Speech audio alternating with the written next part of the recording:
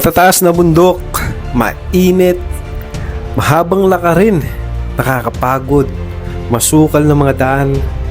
Ilan lamang yan sa pagdadaanan mo kung gusto mong pumunta ng Miamit Falls dito sa Porac, Pampanga. The Hidden Paradise of Porac, ika nga. Ayan, dito lang yan sa may barangay Sapang Uwak, mga bossing, no? Mga kaporakenyo natin dyan.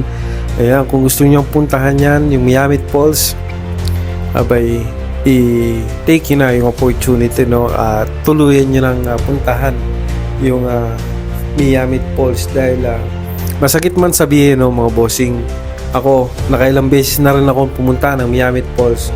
Unang punta ko dito, way back 2010, talagang napakalakas ng agos ng tubig, mga bossing. So, mula nung 2020, after ng pandemic, no, 2020, 2021, halos taon-taon ay umaakyat kami dito ngayon. Pero malaki na talaga yung pagbabago kaysa doon sa unang punta namin na 2010. Noon, napakalakas talaga ng tubig. Ngayon, ay konti na lang, no, mga bossing. So, dala na rin ng pagbabago or climate change, ika nga. Pero masakit man isipin, wag naman sana, mga bossing. No? Pero baka 10 or to 15 years ay baka maging kwento na lang din yung Miamit Falls.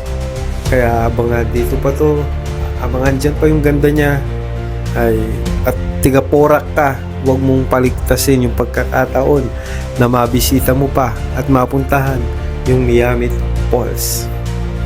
Yan, sana panoorin nyo yung video natin hanggang dulo at ma-enjoy nyo yung ganda ng Miamit Falls.